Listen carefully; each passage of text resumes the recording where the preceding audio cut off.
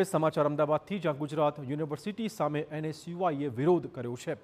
Research પાર્કમાં શરૂ કરાયેલ તોડફોડ વિશે એનએસયુઆઈમાં આક્રોશનો માહોલ જોવા મળ્યો। લોકાર્પણ બાદ બેદરકારી સામે આવતા ખોદકામ શરૂ કરાયું હતું। લેબોરેટરી પાસે માત્ર 12 ફૂટની હાઇટ રખાઈ હોવાનો આક્ષેપ છે। તમામ 7 માળમાં 12 ફૂટની હાઇટ રખાતા વિરોધ દેખાવો થઈ રહ્યા છે। બિલ્ડિંગ બની ગયા બાદ લેબોરેટરીમાં ખોદકામ શરૂ કરાતા વિરોધનો વંટોળ છે। જવાબદારો સામે કડક કાર્યવાહીની એનએસયુઆઈના કાર્યકર્તાઓએ માંગણી કરી છે। યુનિવર્સિટીમાં 5 માર્ચના રોજ મુખ્યમંત્રીના હસ્તે રિસર્ચ પાર્ક ખુલ્લો કરાયો હતો, પરંતુ નવનિર્મિત બિલ્ડિંગમાં બાંધકામમાં બેદરકારી હોવાનું સામે આવ્યું છે। આ બિલ્ડિંગમાં આવેલ લેબોરેટરીમાં 21 ફૂટની હાઇટ જરૂરી છે, પરંતુ બિલ્ડિંગના તમામ 7 માળમાં માત્ર 12 ફૂટની જ હાઇટ રાખવામાં આવી હોવાના આક્ષેપો છે। ત્યારે નવનિર્મિત બિલ્ડિંગમાં ફરીવાર ખોદકામ શરૂ કરાતા ઉગ્ર વિરોધ કરાયો છે। જવાબદાર અધિકારીઓ સામે એનએસયુઆઈના કાર્યકર્તાઓએ કાર્યવાહી કરવાની માંગ કરી છે।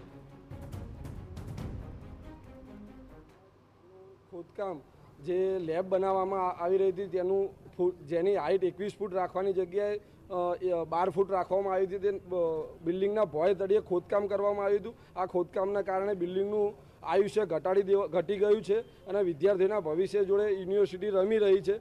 એનએસયુની સ્પષ્ટ માંગ છે કે આ બિલ્ડિંગને લોક મારી દેવામાં આવે અને ભવિષ્યમાં આવું કંઈ ન થાય એનું ધ્યાન રાખવામાં આવે। અને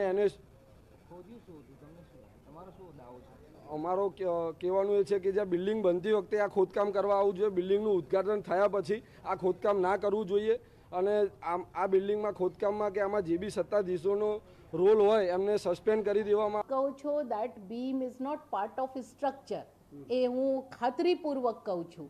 જે આપ સ્પેમ માનો છો, જેને આપ બીમ માનો છો, that is not part of structure.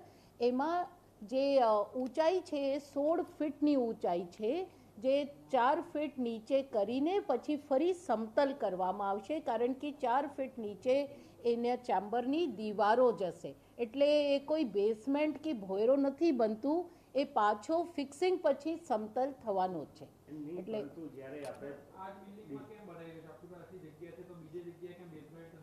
नहीं, पर जितनी ग्रांट है जे के आप पूरी बिल्डिंग बांधने जाएंगे तो पूरी बिल्डिंग का खर्चा अलग से पड़ेगा। ये तो ऑलरेडी आपकी एक मैक्सिमम यूटिलिटी ऑफ स्पेस के अंतर्गत काम है। जैसे रिसर्च पार्क 1 में आपकी इतनी सारी लैब्स चल रही हैं, आप कोई कहीं डीआरडीओ के लिए अलग बिल्डिंग क्यों नहीं दी, जीयूसेक के लिए क्यों नहीं दी, इंडस्ट्री के लिए क्यों नहीं दी? जितनी बिल्डिंग सरकार ने जिस उद्देश्य से दी है, ये रिसर्च पार्क की ग्रांट सरकार